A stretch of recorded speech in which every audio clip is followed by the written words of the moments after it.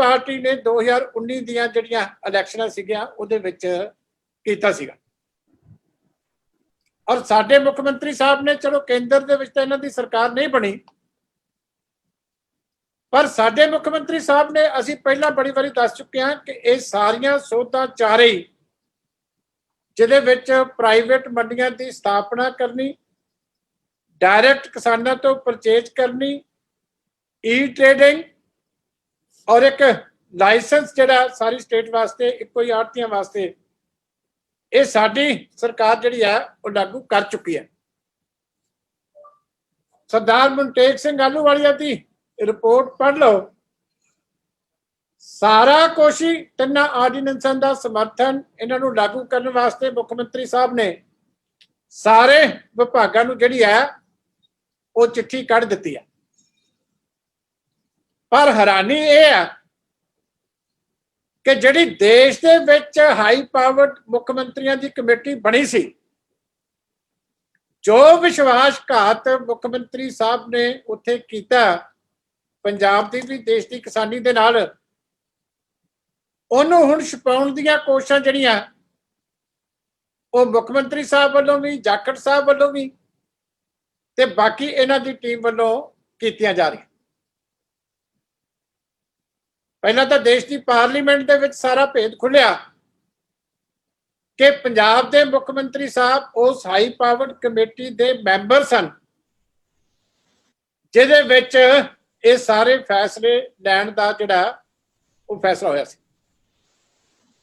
फिर यह भी आया कि जिहड़ी बंबे दे विच मीटिंग हुई सी, साडे वित्त मंत्री मनप्रीत सिंह बादल साहब उस मीटिंग दे विच उन्होंने अटेंड करके आए। पर मैं मुख्यमंत्री साहब नूं पुछना चाहुंदा कि वो आप ईमानदारी के नाल सारी गल नूं पब्लिक क्यों नहीं करते कि किन्नियां मीटिंगां होईयां, क्योंकि खेतीबाड़ी महकमा भी मुख्यमंत्री साहब कोल आ, मुख्यमंत्री भी वो आप ने, ते किहड़े किहड़े रिप्रजेंटेटिव ने, चाहे उन्होंने आप अटेंड की जां उन्हां दे बिहाफ ते किसी मंत्री ने अटेंड की, चाहे मंत्री करे वो भी मुख्यमंत्री को रिप्रजेंट करता। ते हर मीटिंग दे विच की लिखती वर्शन पंजाब के किसानों का उन्हां मीटिंगां दे विच पेश किया गया। ये हाले तक मुख्यमंत्री साहब वालों ये गल पब्लिक क्यों नहीं की गई? ये सारिया मीटिंगां दा कि पंजाब दे विच FCD जिहड़ा एग्रीकल्चर दे विच हाईएस्ट अफसर हुंदा, उन्होंने कितनियां मीटिंगां अटेंड कीतियां, जिहड़ियां सैकटरी लैवल दी मीटिंगां होईयां, जिहड़ियां मुख्यमंत्री साहब के लैवल दी मीटिंगां होईयां, उस मुख्यमंत्री साहब कितनी बारी पार्टिसिपेट कीते, जां किहड़े-किहड़े मंत्री साहबान ने उन्हां दे बिहाफ दे उत्ते पंजाब नूं रिप्रजेंट कीता। ये सारियां चीज़ां बकायदा डिटेल जिहड़ी है वो इस वेले मंग करती है कि पंजाब सरकार ईमानदारी के नाल जिवें वाइट पेपर जारी करीदा वो जारी करे, पता लगे कि असली किसानों के नाल विश्वासघात जिहड़ा वो किन्ने कीता। और फिर जिहड़ी वड्डी गल है कि थोड़ा थोड़ा इन्होंने मन्निया कि मीटिंगां हुईयां, क्योंकि देश की पार्लीमेंट के विच भेद खुल गया, इस करके सारे मुकर भी नहीं सकते। पर यह कहते हैं कि उहदे विच ये चीज़ां डिस्कस नहीं हुईयां, ऑर्डीनेंस बारे, एक्टां बारे डिस्कस नहीं होया। ते मैं इन्हां नूं पुछदा कि जिहड़े तुसीं कमेंट भेजे आ, जिहड़े चोरी चोरी तुसीं कुछ मीडिया दे विच कुछ नूं दित्ते भी आ 6 सफ़ियां दे, वो कमेंट्स तुसीं ऑफिशियली क्यों नहीं जारी करते कि उहदे विच लिखिया नहीं, the report has suggested many reforms particularly in the market, contract farming, food processing, agriculture exports and new technology। कि ਉਹਦੇ ਵਿੱਚ ਲਿਖਿਆ ਨਹੀਂ ਕਿ report the focus of the report is largely on market reforms। ਇਹ ਮੁੱਖ ਮੰਤਰੀ ਸਾਹਿਬ ਨੂੰ ਦੱਸਣਾ ਚਾਹੀਦਾ ਨਾ ਕਿ ਜਿਹੜੀ ਤੁਹਾਡੀ ਸਰਕਾਰ ਨੇ ਜਿਹੜੇ ਕਮੈਂਟਸ ਜਿਹੜੀ ਰਿਪੋਰਟ ਫਾਈਨਲ ਬਣੀ ਹੈ ਮੁੱਖ ਮੰਤਰੀ ਦੀ ਰਿਪੋਰਟ ਦੀ, ਕੀ ਤੁਹਾਡੇ ਅਫਸਰ ਸਾਹਿਬਾਨਾਂ ਨੇ ਉਹ ਰਿਪੋਰਟ ਤੁਹਾਨੂੰ ਪੇਸ਼ ਕੀਤੀ ਹੈ ਕਿ ਨਹੀਂ ਕੀਤੀ? ਤੁਹਾਡੇ ਉਹਦੇ ਤੇ ਫਾਈਲ ਦੇ ਉੱਤੇ ਦਸਤਖਤ ਹੈ ਨੇ ਕਿ ਤੁਹਾਡੇ ਤੋਂ ਬਿਨਾਂ ਪੁੱਛਿਆ ਹੀ ਥੱਲੇ ਜਿਹੜੀ ਆ ਉਹ ਕੇਂਦਰ ਸਰਕਾਰ ਨੂੰ ਜਿਹੜੇ ਆ ਸੂਬੇ ਦੇ ਕਿਸਾਨਾਂ ਦਾ ਪੱਖ ਚਲਾ ਗਿਆ? ਤੁਸੀਂ ਕਮੈਂਟਸ ਦੇ ਵਿੱਚ ਜ਼ਿਕਰ ਕਰ ਰਹੇ ਹੋ ਤਾਂ report ਕੰਸੀਡਰਸ that freeing the agriculture market is a panacea to ensure competition and higher prices for agriculture produce. ਤੁਸੀਂ ਰਿਪੋਰਟ ਦੇ ਜਿਹੜੇ ਕਮੈਂਟਸ ਹੈ ਉਹਦੇ ਤੇ ਲਿਖਦੇ ਆ ਇਹ ਜ਼ਿਕਰ ਕਰ ਰਹੇ ਹੋ ਕਿ ਸਾਰੀਆਂ ਮੁਸ਼ਕਲਾਂ ਦਾ ਹੱਲ ਜਿਹੜਾ ਉਹ ਫਰੀਇੰਗ ਦਾ ਐਗਰੀਕਲਚਰ ਮਾਰਕੀਟਸ ਕਿ ਮਾਰਕੀਟ ਨੂੰ ਸਾਰੇ ਬੰਧਨਾਂ ਤੋਂ ਮੁਕਤ ਕਰਕੇ ਪ੍ਰਾਈਵੇਟਾਈਜ਼ ਕਰਕੇ ਉਹਦੇ ਵਿੱਚ ਹੀ ਆ। ਫਿਰ ਤੁਸੀਂ ਸੁਜੈਸ਼ਨਸ ਵੀ ਕੁਝ ਲਿਖੇ ਆ ਤੇ ਫਿਰ ਤੁਸੀਂ ਇਹ ਕਿਉਂ ਝੂਠ ਬੋਲੀ ਜਾਂਦੇ ਹੋ ਕਿ ਜਿਹੜਾ ਤਬਦੀਲੀਆਂ ਕਰਨ ਵਾਸਤੇ ਜਿਹੜੇ ਮੀਟਿੰਗਾਂ ਹੋਈਆਂ ਇਹ ਉਹਦੇ ਵਿੱਚ ਹੀ ਜਿਹੜਾ ਸਾਰਾ ਕੁਝ ਫਾਈਨਲ ਕੀਤਾ ਗਿਆ।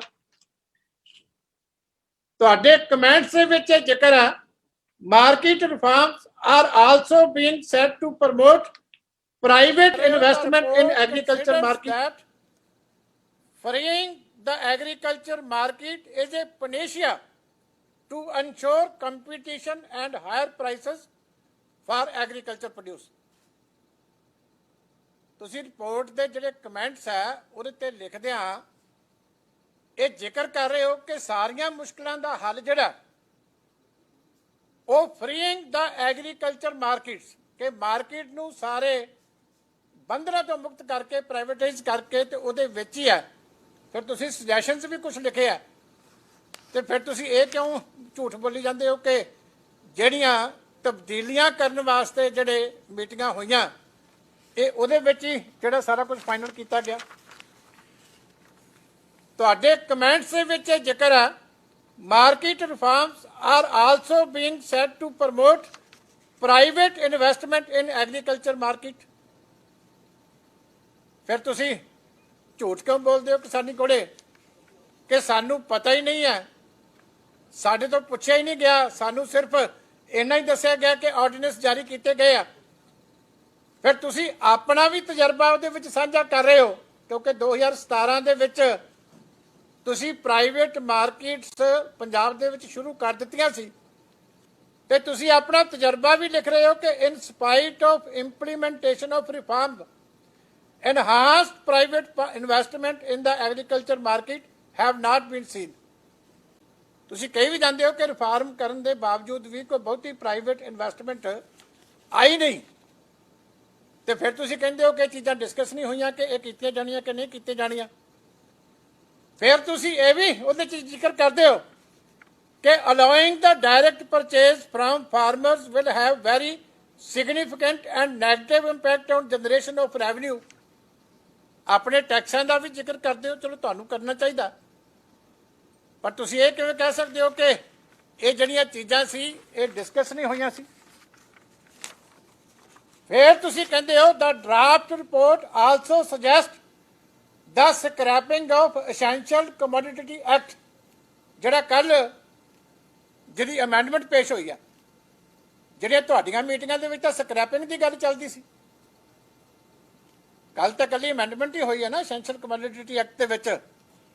ਪਰ ਤੁਹਾਡੀ ਕਮੈਂਟਸ ਸੁਜੈਸਟ ਕਰਦੇ ਆ ਕਿ ਐਸੈਂਸ਼ੀਅਲ ਕਮੋਡਿਟੀ ਜਿਹੜਾ ਐਕਟ ਆ ਇਹਨੂੰ ਖਤਮ ਕਰਨ ਦੀ ਗੱਲ ਚੱਲਦੀ ਸੀ ਤੇ ਉਹ ਵੀ ਤੁਸੀਂ ਜਿਹੜੀ ਆ ਚੁੱਪ ਰਹੇ। ਉਹਦਾ ਜ਼ਿਕਰ ਤੁਸੀਂ ਰਿਪੋਰਟ ਦੇ ਵਿੱਚ ਕੀਤਾ ਕਿਉਂਕਿ ਇਸ ਕਰਕੇ ਚੁੱਪ ਰਹੇ ਕਿ ਜਿਹੜਾ ਤੁਹਾਡਾ ਨੈਸ਼ਨਲ ਮੈਨੀਫੈਸਟੋ ਹੈ 2019 ਦਾ ਉਹਦੇ ਵਿੱਚ ਤੁਸੀਂ ਕਿਹਾ ਸੀ the essential commodity act 1955 belongs to age of controls. Congress promises to replace the act by an enabling law that can be invoked only in case of emergency. ਇਸ ਕਰਕੇ ਤੁਸੀਂ ਖਿਲਾਫ ਤਾਂ ਨਹੀਂ ਇਹਦੇ ਲਿਖਿਆ ਕਿਉਂਕਿ ਤੁਹਾਡੇ ਕਾਂਗਰਸ ਦੀ ਨੀਤੀ ਦਾ ਜਿਹੜੀ 2019 ਦੇ ਵਿੱਚ ਤੁਸੀਂ ਮੈਨੀਫੈਸਟੋ ਜਾਰੀ ਕੀਤਾ ਉਹਦੇ ਵਿੱਚ ਤੁਸੀਂ ਐਸੈਂਸ਼ੀਅਲ ਕਮੋਡਿਟੀ ਐਕਟ ਵੀ ਖਤਮ ਕਰਨ ਦੀ ਜਿਹੜੀ ਗੱਲ ਆ ਉਹ ਕੀਤੀ ਹੋਈ ਆ। ਪਰ ਇੱਥੇ ਤੁਸੀਂ ਆਪਣੇ ਜਿਹੜੇ ਕਮੈਂਟਸ ਭੇਜੇ ਆ ਸਟੇਟ ਦੇ ਇਹਦਾ ਮਤਲਬ ਹੈ ਕਿ ਐਸੈਂਸ਼ੀਅਲ ਕਮੋਡਿਟੀ ਐਕਟ ਨੂੰ ਸਕ੍ਰੈਪ ਕਰਨ ਦੀ ਗੱਲ ਉਹਨਾਂ ਮੀਟਿੰਗਾਂ ਦੇ ਵਿੱਚ ਚੱਲਦੀ ਸੀ ਤੇ ਜਿਹੜੀ ਤੁਸੀਂ ਜਿਹੜੀ ਹੈ ਪੰਜਾਬ ਦੇ ਲੋਕਾਂ ਕੋਲੋਂ ਪੰਜਾਬ ਦੇ ਕਿਸਾਨਾਂ ਕੋਲੋਂ ਲੁਕਾਈ ਹੈ। ਇਸ ਲਈ ਮੈਂ ਸਮਝਦਾ ਕਿ ਹੌਲੀ ਹੌਲੀ ਸਾਰੇ ਜਿਹੜੇ ਝੂਠ ਹੈ ਕਾਂਗਰਸ ਦੇ ਉਹ ਨੰਗੇ ਹੋ ਗਏ ਕਿ ਮੁੱਖ ਮੰਤਰੀ ਸਾਹਿਬ ਨੇ ਮੈਂਬਰ ਬਣ ਕੇ ਹਾਈ ਪਾਵਰਡ ਕਮੇਟੀ ਦੇ ਉੱਥੇ ਕਿਸਾਨਾਂ ਦੇ ਹਿੱਤਾਂ ਦੇ ਉੱਤੇ ਪਹਿਰਾ ਦੇਣ ਦੀ ਬਜਾਏ ਕਿਸਾਨੀ ਦੇ ਨਾਲ ਗਦਾਰੀ ਕੀਤੀ ਹੈ ਔਰ ਕੱਲੀ ਗਦਾਰੀ ਨਹੀਂ ਕੀਤੀ, ਇਹਦੇ ਉੱਤੇ ਪਰਦਾ ਵੀ ਰੱਖਿਆ। ਇਸ ਕਰਕੇ ਮੈਂ ਸਮਝਦਾ ਕਿ ਮੁੱਖ ਮੰਤਰੀ ਸਾਹਿਬ ਨੂੰ ਹੁਣ ਜਦੋਂ ਸਾਰੀ ਗੱਲ ਬਾਹਰ ਆ ਗਈ ਹੈ ਤੇ ਅਸਤੀਫਾ ਦੇ ਦੇਣਾ ਚਾਹੀਦਾ। ਦੂਜੀ ਗੱਲ, ਅੱਜ ਰੰਧਾਵਾ ਸਾਹਿਬ ਨੇ ਵੀ ਇੱਕ ਜਿਹੜਾ 2013 ਦੇ ਵਿੱਚ ਕੰਟਰੈਕਟ ਫਾਰਮਿੰਗ ਦਾ ਐਕਟ ਬਣਿਆ ਸੀ ਉਹਦੇ ਬਾਰੇ ਦੇ ਵਿੱਚ ਇੱਕ ਪ੍ਰੈਸ ਕਾਨਫਰੰਸ ਕੀਤੀ ਹੈ। ਪਹਿਲਾਂ ਤਾਂ ਮੈਂ ਸਰਦਾਰ ਸੁਖਜਿੰਦਰ ਸਿੰਘ ਰੰਧਾਵਾ ਸਾਹਿਬ ਨੂੰ ਇਹ ਪੁੱਛਣਾ ਚਾਹੁੰਦਾ ਕਿ ਜਦੋਂ ਮੰਤਰੀ ਪ੍ਰੈਸ ਕਾਨਫਰੰਸ ਕਰਦੇ ਹੁੰਦੇ ਆ 7 ਸਾਲ ਪੁਰਾਣੇ ਬਣੇ ਐਕਟ ਦੇ ਉੱਤੇ, ਤੇ ਪਹਿਲਾਂ ਤਾਂ ਤੁਹਾਨੂੰ ਲੈ ਕੇ ਡਿਟੇਲ ਆਉਣੀ ਚਾਹੀਦੀ ਸੀ ਵੀ 7 ਸਾਲ ਦਾ ਇਹ ਐਕਟ ਬਣਿਆ ਤੇ ਇਹਦਾ ਕਿੰਨਾ ਨੁਕਸਾਨ ਹੋਇਆ ਕਿਸਾਨੀ ਨੂੰ, ਕਿੰਨਾ ਫਾਇਦਾ ਹੋਇਆ। ਉਹ ਤੁਸੀਂ ਤੁਹਾਡੇ ਕੋਲ ਡਾਟਾ ਹੀ ਕੋਈ ਨਹੀਂ, ਕਿਉਂਕਿ ਜਦੋਂ ਕੋਈ ਚੀਜ਼ ਡਾਕੂਮੈਂਟ ਲੈ ਕੇ ਆਈਏ ਉਹ ਵੀ 7 ਸਾਲ ਪੰਜਾਬ 'ਚ ਲਾਗੂ ਹੈ, ਤੇ ਬਤੌਰ ਮੰਤਰੀ ਲੈ ਕੇ ਆਈਏ ਤੇ ਖਾਲੀ ਹੱਥੀ ਆਈਏ, ਇਹ ਸ਼ੋਭਾ ਨਹੀਂ ਦਿੰਦਾ। ਇਸ ਕਰਕੇ ਸਟੱਡੀ ਕਰਕੇ ਆਉਣਾ ਚਾਹੀਦਾ ਸੀ ਵੀ ਇਹਦਾ ਕੀ ਕਿਸਾਨਾਂ ਨੂੰ ਕੋਈ ਨੁਕਸਾਨ ਹੋਇਆ ਜਾਂ ਫਾਇਦਾ ਹੋਇਆ ਜਾਂ ਇੱਥੇ ਕੀ ਤਬਦੀਲੀ ਦੀ ਲੋੜ ਆ। ਦੂਜੀ ਗੱਲ ਹੈ ਕਿ 2013 ਦੇ ਵਿੱਚ ਰੰਧਾਵਾ ਸਾਹਿਬ ਐਮਐਲਏ ਸੀ, ਮੈਂ ਵੀ ਐਮਐਲਏ ਸੀ। ਇਹਨਾਂ ਨੇ ਉਹ ਨਹੀਂ ਦੱਸਿਆ ਕਿ ਜਦੋਂ ਇਹ ਪੇਸ਼ ਹੋਇਆ ਸੀ ਉਸ ਵੇਲੇ ਅਸੈਂਬਲੀ ਦੇ ਵਿੱਚ ਬਿੱਲ, ਤੇ ਰੰਧਾਵਾ ਸਾਹਿਬ ਨੇ ਉੱਥੇ ਉੱਠ ਕੇ ਕੀ ਕਿਹਾ ਸੀ। ਰੰਧਾਵਾ ਸਾਹਿਬ ਮੇਰੇ ਖਿਆਲ ਉਦੋਂ ਸੁੱਤੇ ਹੋਣੇ ਆ ਜਾਂ ਆਪਣੀ ਈਰਖਾ ਵਾਸਤੇ ਕਿਸੇ ਨੂੰ ਗਾਲਾਂ ਕੱਢ ਰਹੇ ਹੋਣੇ। ਤੁਹਾਨੂੰ ਆਪਣਾ ਵੀ ਰਿਕਾਰਡ ਪੇਸ਼ ਕਰਨਾ ਚਾਹੀਦਾ ਸੀ ਨਾਲ ਕਿ ਜਦੋਂ ਇਹ ਅਹਿਮ ਬਿੱਲ ਪੰਜਾਬ ਦੀ ਅਸੈਂਬਲੀ ਦੇ ਵਿੱਚ ਪੇਸ਼ ਹੋ ਰਿਹਾ ਸੀ ਤੇ ਉਸ ਵੇਲੇ ਤੁਸੀਂ ਜਿਹੜੇ ਹੈਗੇ ਆ ਉਹ ਕੀ ਕਰ ਰਹੇ ਸੀ, ਕੀ ਤੁਹਾਡਾ ਵਰਸ਼ਨ ਸੀ, ਕੀ ਤੁਸੀਂ ਹਾਊਸ ਦਾ ਕੋਈ ਰਿਕਾਰਡ ਹੁੰਦਾ ਤੇ ਨਾਲ ਤੁਹਾਨੂੰ ਪੇਸ਼ ਕਰਨਾ ਚਾਹੀਦਾ ਸੀ। ਉਸ ਤੋਂ ਅਗਲੀ ਗੱਲ ਹੈ ਕਿ 4 ਸਾਲ ਹੁਣ ਤੁਹਾਡੀ ਸਰਕਾਰ ਬਣੀ ਨੂੰ ਹੋ ਗਏ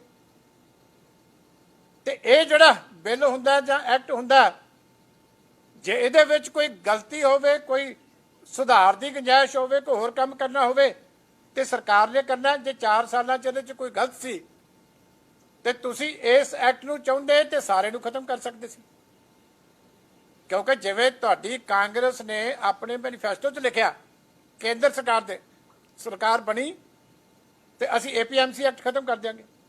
ਕਰ ਸਕਦੀ ਹੁੰਦੀ ਸਰਕਾਰ ਜੇ ਬਣਦੀ ਤੁਹਾਡੀ, ਤਾਂ ਚਲੋ ਬਣੀ ਨਹੀਂ, ਪਰ ਇੱਥੇ ਤਾਂ ਬਣ ਗਈ ਸੀ। ਜੇ ਇਹ ਐਕਟ ਕਿਸਾਨਾਂ ਦੇ ਖਿਲਾਫ ਸੀ ਤੇ ਮੈਂ ਪੁੱਛਣਾ ਚਾਹੁੰਦਾ ਵੀ ਤੁਸੀਂ 4 ਸਾਲ ਰੱਖਿਆ ਕਿਉਂ? ਤੁਸੀਂ ਤਮਾਸ਼ਾ ਦੇਖਦੇ ਰਹੇ। ਜੇ ਇਹਦੇ ਵਿੱਚ ਕੋਈ ਇਹੋ ਜਿਹੀ ਗੱਲ ਸੀ ਜਿਹਨੂੰ ਸੁਧਾਰ ਕੀਤਾ ਜਾ ਸਕਦਾ ਸੀ ਤੇ ਮੈਂ ਤਾਂ ਵੀ ਤੁਹਾਨੂੰ ਪੁੱਛਦਾ ਵੀ ਤੁਸੀਂ 4 ਸਾਲਾਂ 'ਚੋਂ ਸੁਧਾਰ ਕਿਉਂ ਨਹੀਂ ਕੀਤਾ? ਕਿ ਤੁਸੀਂ 4 ਸਾਲ ਸਿਰਫ ਪ੍ਰੈਸ ਕਾਨਫਰੰਸ ਦੀ ਵੇਟ ਕਰਦੇ ਰਹੇ? ਗੱਲ ਤਾਂ ਹੈ ਨਾ ਵੀ ਜਿਹੜੀ ਤੁਹਾਨੂੰ ਲੱਗਿਆ ਵੀ ਇਹ ਚੀਜ਼ ਹੋਰ ਬੈਟਰ ਹੋ ਸਕਦੀ ਆ ਉਹ ਤੁਸੀਂ ਕੀਤੀ ਹੁੰਦੀ ਤੇ ਅੱਜ ਤੁਸੀਂ ਪ੍ਰੈਸ ਕਾਨਫਰੰਸ ਕਰਦੇ ਚੰਗੇ ਲੱਗਦੇ ਵੀ ਅਕਾਲੀ ਦਲ ਦੀ ਸਰਕਾਰ ਨੇ ਬਣਾਇਆ ਸੀ।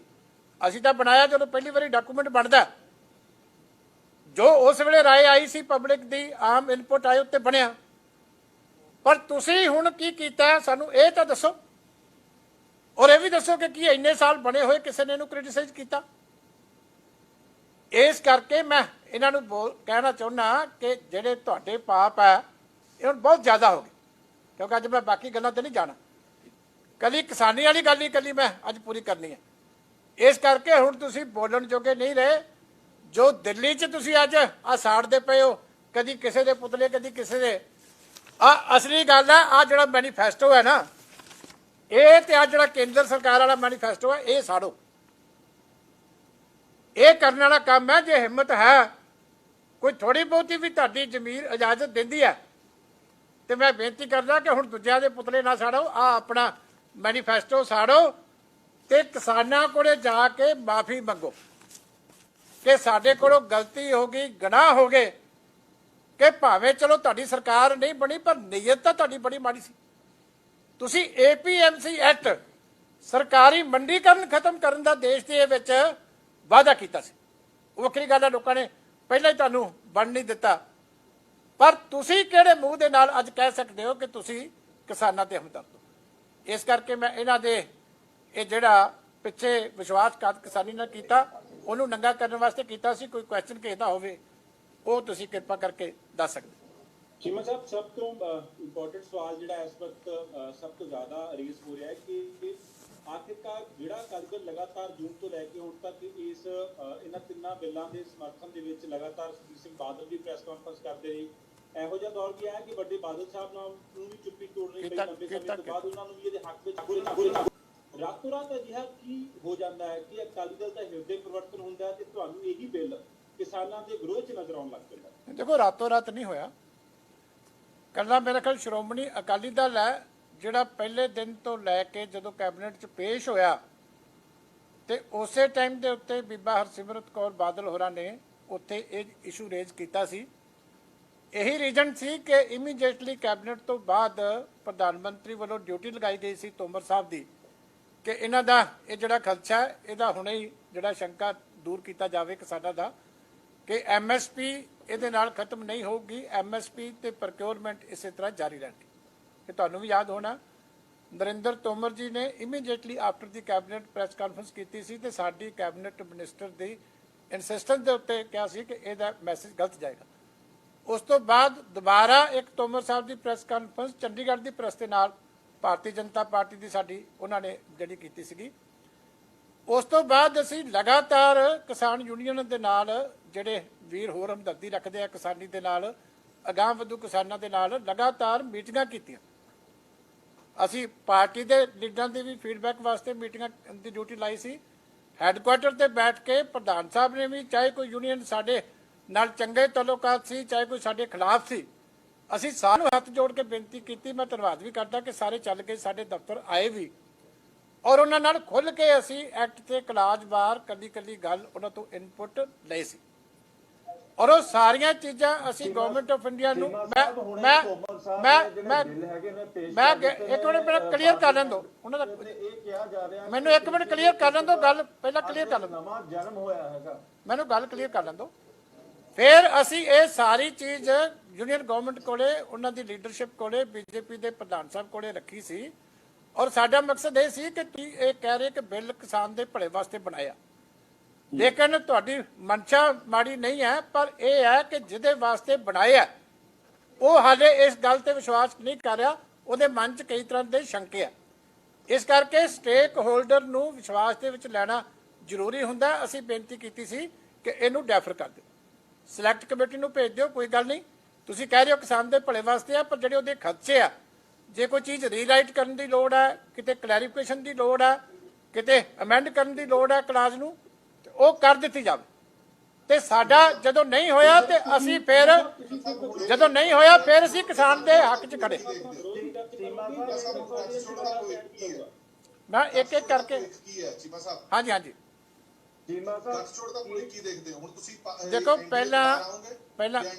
ਪਹਿਲਾਂ ਦੋ ਚੀਜ਼ਾਂ ਹੈ। ਪਹਿਲੀ ਗੱਲ ਹੈ ਪਾਰਲੀਮੈਂਟਰੀ ਡੈਮੋਕ੍ਰੇਸੀ ਦੇ ਵਿੱਚ ਅਸੀਂ ਜਿਹੜੇ ਹੈ ਐਨਡੀਏ ਦੇ ਪਾਰਟਨਰ ਆ ਸਰਕਾਰ ਦੇ ਵਿੱਚ, ਤੇ ਨਾਲ ਦੀ ਨਾਲ ਇਹ ਹੈ ਕਿ ਪਾਰਟੀਆਂ ਆਪਣੇ ਸਿਧਾਂਤਾਂ ਦੇ ਮੁਤਾਬਕ, ਆਪਣੇ ਮੈਨੀਫੈਸਟੋ ਦੇ ਮੁਤਾਬਕ, ਆਪਣੇ ਅਸੂਲਾਂ ਦੇ ਮੁਤਾਬਕ ਫੈਸਲੇ ਲੈਂਦੀਆਂ। ਕੋਈ ਨਵੀਂ ਗੱਲ ਨਹੀਂ ਹੁੰਦੀ ਕਿ ਅਲਾਇੰਸ ਪਾਰਟਨਰ ਕਦੀ ਕਿਸੇ ਮੁੱਦੇ ਤੇ ਡਿਫਰ ਨਹੀਂ ਕਰਦਾ। ਡਿਫਰੈਂਸ ਆਫ ਓਪੀਨੀਅਨ ਹੋ ਸਕਦਾ ਔਰ ਉਹ ਸਾਡਾ ਰਾਈਟ ਹੈ, ਡੈਮੋਕ੍ਰੇਸੀ ਦੀ ਬਿਊਟੀ ਹੈ। ਇਸ ਕਰਕੇ ਅਸੀਂ ਤਿੰਨਾਂ ਹੀ ਬਿੱਲਾਂ ਦੇ ਖਿਲਾਫ ਜਿਹੜਾ ਹੈਗਾ ਉਹ ਫੈਸਲਾ ਕੀਤਾ ਕਿ ਤਿੰਨਾਂ ਹੀ ਬਿੱਲਾਂ ਦੇ ਖਿਲਾਫ ਅਸੀਂ ਵੋਟ ਕਰਾਂਗੇ। ਉਹ ਸਾਡਾ ਫੈਸਲਾ ਅਟੱਲ ਹੈ ਕਿਉਂਕਿ ਨਹੀਂ ਕੋਈ ਗੱਲ ਨਹੀਂ, ਜੇ ਪਾਸ ਡੈਮੋਕ੍ਰੇਸੀ ਦੇ ਵਿੱਚ ਦੇਖੋ ਵਿਰੋਧ ਜਿਤਾਉਣਾ ਕੋਈ ਛੋਟੀ ਗੱਲ ਨਹੀਂ ਹੁੰਦੀ। ਸਿਧਾਂਤਾਂ ਦੇ ਉੱਤੇ ਖੜਨਾ, ਅਸੂਲਾਂ ਦੇ ਉੱਤੇ ਖੜਨਾ, ਆਪਣੀ ਗੱਲ ਦੇ ਉੱਤੇ ਕਾਇਮ ਰਹਿਣਾ, ਇਹ ਛੋਟੀ ਜਿਹੀ ਗੱਲ ਨਹੀਂ ਹੁੰਦੀ। ਦੂਸਰੀ ਗੱਲ ਹੈ ਕਿ ਪਾਰਟੀਆਂ ਦੀ ਕਿ ਅੱਗੋਂ ਅਲਾਇੰਸ ਦਾ ਹਿੱਸਾ ਰਹਿਣਾ ਨਹੀਂ ਰਹਿਣਾ, ਸਾਡੇ ਵਾਸਤੇ ਪ੍ਰਾਇਓਰਟੀ ਪਹਿਲਾਂ ਆਰਡੀਨੈਂਸ ਦੇ ਉੱਤੇ ਫੋਕਸ ਕਰਕੇ ਕਿਸਾਨੀ ਦੇ ਹੱਕ ਲਈ ਪਹਿਰਾ ਦੇਣਾ। ਉਸ ਤੋਂ ਬਾਅਦ ਪਾਰਟੀ ਦੀ ਵਰਕਿੰਗ ਕਮੇਟੀ ਹੈ, ਪਾਰਟੀ ਦੀ ਕੋਰ ਕਮੇਟੀ ਹੈ, ਪਾਰਟੀ ਦੀ ਵਰਕਿੰਗ ਕਮੇਟੀ ਹੈ, ਕੋਰ ਕਮੇਟੀ ਹੈ, ਉਹ ਸਾਰੀ ਬੈਠੇਗੀ, ਸਾਰੀਆਂ ਚੀਜ਼ਾਂ ਤੇ ਵਿਚਾਰ ਕਰੇ।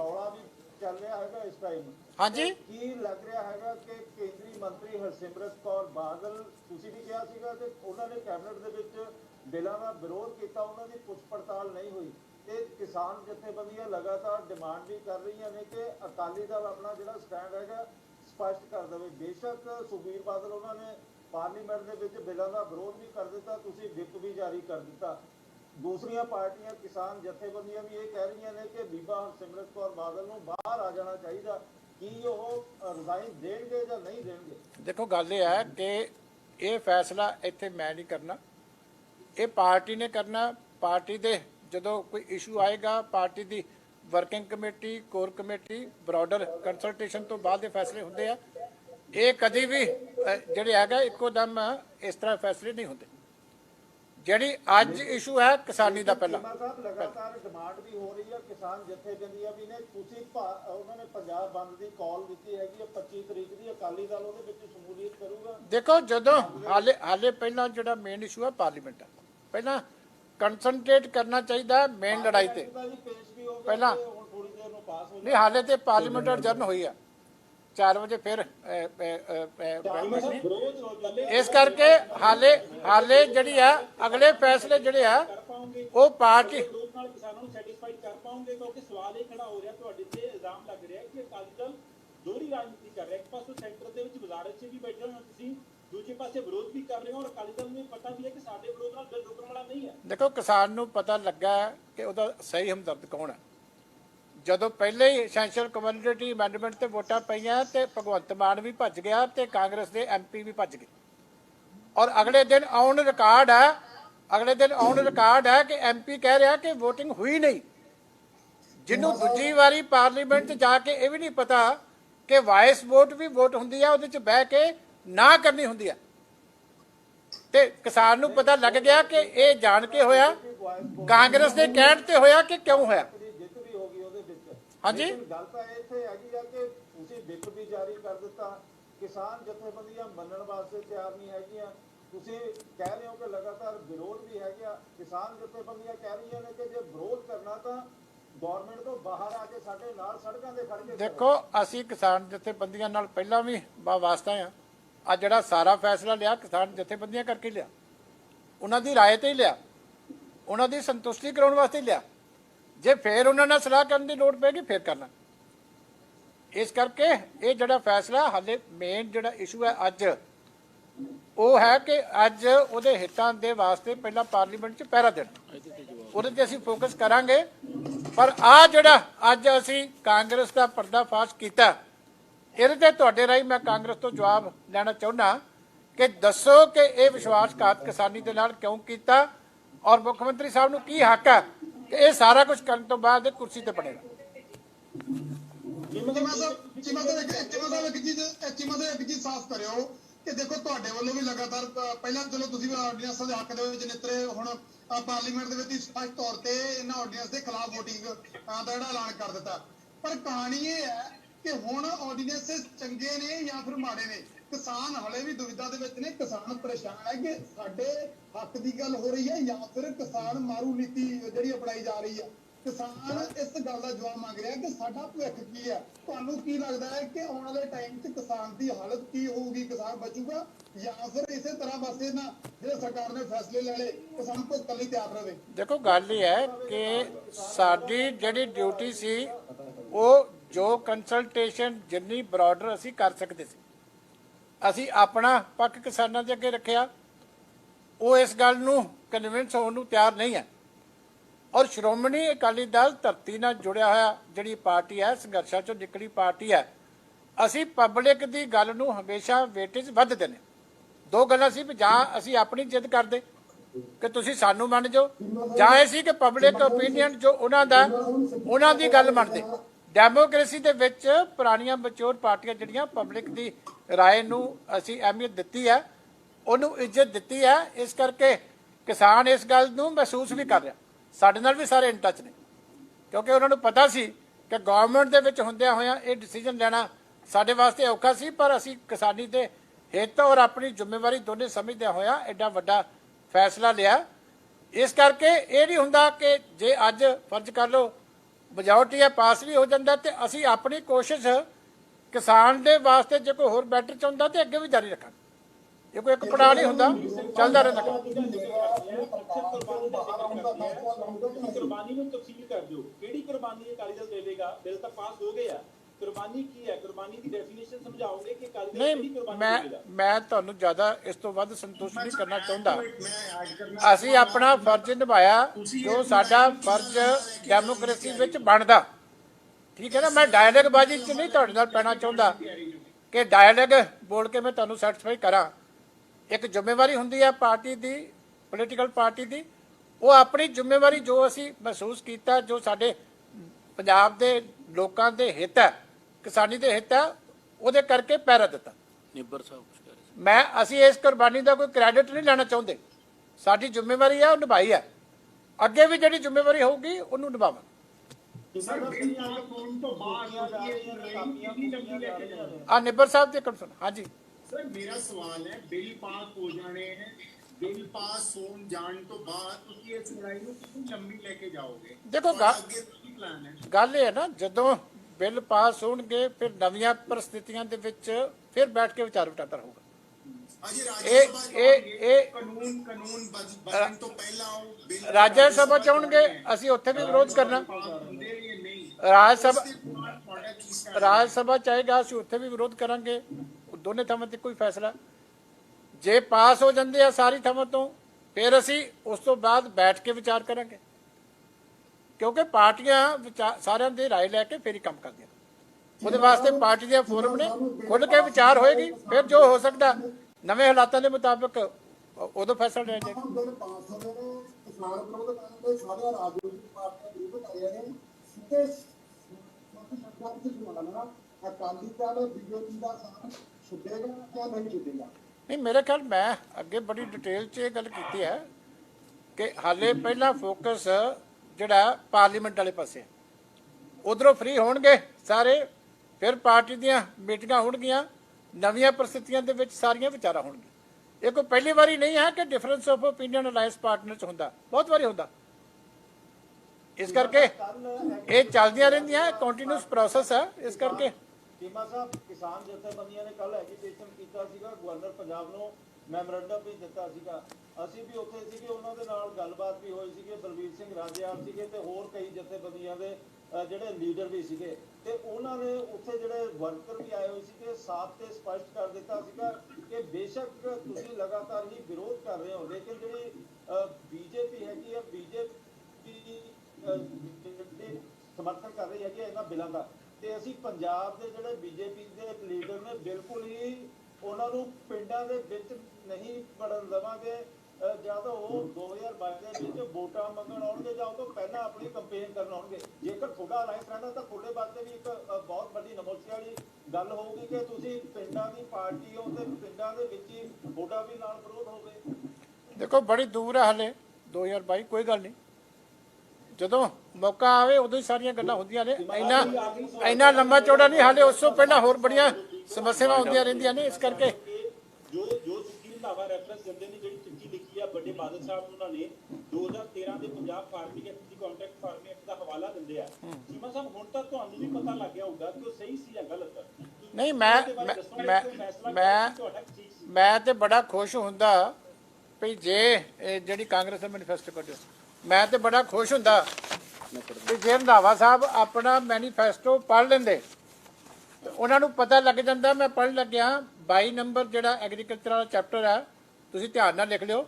Contract farming and land leasing will be guided and enforced through effective laws protecting the rights of land owners and the cultivators in equal measure. Congress party ਨੇ 2017 ਦੇ ਵਿੱਚ ਕੰਟਰੈਕਟ ਫਾਰਮਿੰਗ ਵਾਸਤੇ ਐਕਟ ਬਣਾਉਣ ਦਾ, ਕਾਨੂੰਨ ਬਣਾਉਣ ਦਾ ਪੰਜਾਬ ਦੀ ਜਨਤਾ ਦੇ ਨਾਲ ਵਾਅਦਾ ਕੀਤਾ ਸੀ। ਇਸ ਕਰਕੇ ਰੰਧਾਵਾ ਸਾਹਿਬ ਨੂੰ ਤਾਂ ਧੰਨਵਾਦ ਕਰਨਾ ਚਾਹੀਦਾ ਕਿ ਐਕਟ ਬਾਲ ਸਾਹਿਬ ਨੇ ਬਣਾਇਆ। ਜੇ ਉਹਨੂੰ ਕੋਈ ਠੀਕ ਕਰਨਾ ਚਾਹੁੰਦੇ ਆ ਤੇ ਕਰਕੇ ਦੱਸਦੇ ਵੀ ਬਾਲ ਸਾਹਿਬ ਤੁਸੀਂ ਬੜਾ ਵਧੀਆ ਬਣਾਇਆ ਸੀ ਤੇ ਆਹ ਉਹਦੇ 'ਚ ਕਮੀ ਸੀ ਤੇ ਮੈਂ ਇਹ ਕੱਢ ਦਿੱਤੀ, ਤਾਂ ਜੋ ਉਹਨਾਂ ਨੂੰ ਸ਼ਾਬਾਸ਼ ਦੇਣ ਵਾਲੇ ਬਣਦੇ ਬਾਦਲ ਸਾਹਿਬ। ਪਰ ਇਹਦਾ ਮਤਲਬ ਹੈ ਕਿ 2017 ਤੱਕ ਇਹਨਾਂ ਨੂੰ ਇਹ ਵੀ ਨਹੀਂ ਸੀ ਪਤਾ ਕਿ ਐਕਟ ਅੱਗੇ ਬਣਿਆ ਹੋਇਆ। ਇਹ ਤਾਂ ਸਬੂਤ ਹੈ ਨਾ। ਰੰਧਾਵਾ ਸਾਹਿਬ ਸੁੱਤੇ ਪਏ ਸੀ ਉਦੋਂ, ਜਦੋਂ MLA ਸੀਗੇ, ਜਦੋਂ ਐਕਟ ਪੇਸ਼ ਹੋਇਆ। ਇਸੇ ਗੱਲ ਦਾ ਸਬੂਤ ਹੈ। ਇਹਦਾ ਹੁਣ ਰਿਕਾਰਡ ਹੈ, ਤਾਂ ਲਿਖ ਦਿਓਗੇ ਵੀ 2017 ਤੱਕ ਇਹਨਾਂ ਨੂੰ ਨਹੀਂ ਪਤਾ ਸੀ, 2017 ਤੱਕ ਇਹਨਾਂ ਨੂੰ ਨਹੀਂ ਪਤਾ ਸੀ ਵੀ ਪੰਜਾਬ ਦੇ ਵਿੱਚ ਕੰਟਰੈਕਟ ਫਾਰਮਿੰਗ ਦਾ ਐਕਟ ਬਣ ਚੁੱਕਿਆ, ਜਿਹੜਾ ਸਾਡੇ ਵਾਲਾ ਨਹੀਂ ਤਾਂ ਉਹਦੇ 'ਚ ਅਮੈਂਡਮੈਂਟ ਕਹਿਣ ਵਾਸਤੇ ਲਿਖਦੇ ਜਾਂ ਉਹਨੂੰ ਖਤਮ ਕਰਨ ਵਾਸਤੇ ਲਿਖਦੇ। ਠੀਕ ਮੰਨਦੇ ਜਾਂ ਗਲਤ ਮੰਨਦੇ? ਸਾਡੇ ਨਹੀਂ ਵਾਲਾ ਤੁਸੀਂ ਦੱਸੋ, ਤੁਸੀਂ ਮਾੜਾ ਮੋਟਾ ਸੱਚ ਤੁਸੀਂ ਵੀ ਬੋਲੋ ਨਾ, ਮੇਰੇ ਮੂੰਹ ਭਾਈ ਜਾਂਦੇ ਸਾਰਾ ਕੁਝ। ਤੁਸੀਂ ਦੱਸੋ, ਇਹਦਾ ਮਤਲਬ ਹੈ ਰੰਧਾਵਾ ਸਾਹਿਬ ਨੂੰ 2017 ਤੱਕ ਨਹੀਂ ਪਤਾ ਸੀ, ਨਹੀਂ ਤਾਂ ਕਿਉਂ ਲਿਖਿਆ ਜੀ ਐਕਟ ਬਣਿਆ ਸੀ ਤਾਂ? ਉਸ ਐਕਟ ਦਾ ਰੈਫਰੈਂਸ ਦੇ ਕੇ ਉਹਦੇ 'ਚ ਜਿਹੜੀ ਖਾਮੀ ਸੀ ਉਹ ਲਿਖਦੇ। ਇਹਦਾ ਮਤਲਬ ਐਕਟ ਬਣ ਗਿਆ 2017 ਤੱਕ ਕੋਈ ਰੌਲਾ ਨਹੀਂ ਸੀ, ਰੰਧਾਵਾ ਸਾਹਿਬ ਨੂੰ ਤਾਂ ਹੀ ਨਹੀਂ ਪਤਾ ਲੱਗਿਆ। ਹੁਣ ਜਦੋਂ ਕੇਂਦਰ ਸਰਕਾਰ, ਦੂਜੀ ਗੱਲ ਇਹ ਹੈ ਕਿ ਜਿਹੜਾ ਕੇਂਦਰ ਦਾ ਆਇਆ ਸੀਗਾ ਰੰਧਾਵਾ ਸਾਹਿਬ ਨੇ ਇਹਦਾ ਮਤਲਬ ਉਹ ਵੀ ਨਹੀਂ ਪੜਿਆ। ਦੂਜੀ ਗੱਲ ਇਹ ਹੈ ਉਹ ਵੀ ਨਹੀਂ ਪੜਿਆ, ਨਾ ਉਹ ਪੜਿਆ ਨਾ ਉਹ ਪੜਿਆ, ਤੇ ਤੁਸੀਂ ਹੁਣ ਟੀਵੀ ਤੇ ਫੋਟੋ ਇੰਨੇ ਘੰਟੇ ਦਿਖਾਤੀ, ਉਹ ਹੁਣ ਦੱਸੋ ਵੀ ਕੀ ਕਰੀਏ? ਚੀਮਾ ਸਾਹਿਬ ਅਨਗਾਈਡਡ ਮਿਜ਼ਾਈਲ ਚਲਾਤੀ ਰੰਧਾਵਾ ਸਾਹਿਬ ਨੇ। ਨਹੀਂ ਇਹ ਉਹਨਾਂ ਵਾਸਤੇ ਕੋਈ ਨਵੀਂ ਗੱਲ ਥੋੜੀ ਹੈ, ਜਿਹੜੀ ਹੋਵੇ ਲੂਜ਼ ਕੈਨਨ ਉਹਨੇ ਹੋਰ ਕੀ ਕਰਨਾ ਹੁੰਦਾ। ਇਹ ਉਹਨਾਂ ਦਾ ਕੋਈ ਉਹਨਾਂ ਬਾਰੇ ਬਹੁਤਾ ਕਹਿਣ ਦੀ ਲੋੜ ਨਹੀਂ, ਆਪਣਾ ਆਪ ਰਿਕਾਰਡ ਹੀ ਦੱਸੀ ਜਾਂਦਾ। ਥੈਂਕ ਯੂ ਜੀ, ਥੈਂਕ ਯੂ ਜੀ, ਥੈਂਕ ਯੂ, ਬਹੁਤ ਧੰਨਵਾਦ। ਮਿਹਰਬਾਨੀ।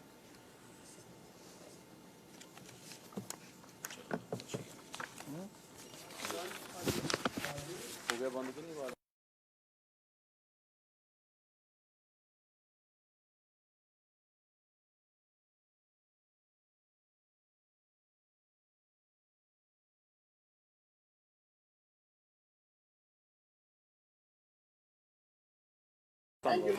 ਮਿਹਰਬਾਨੀ।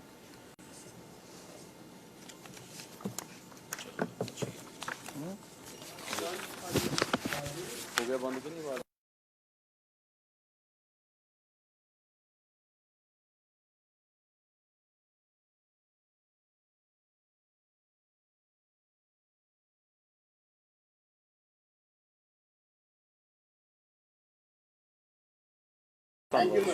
ਮਿਹਰਬਾਨੀ।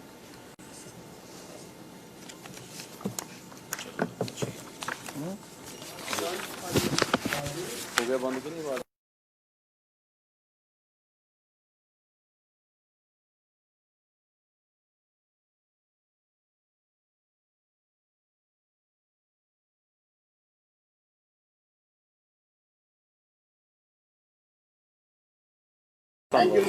ਮਿਹਰਬਾਨੀ।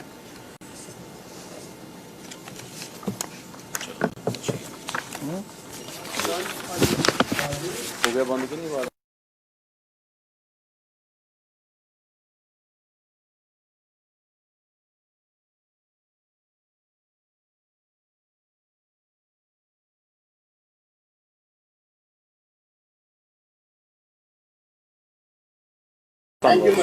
ਮਿਹਰਬਾਨੀ।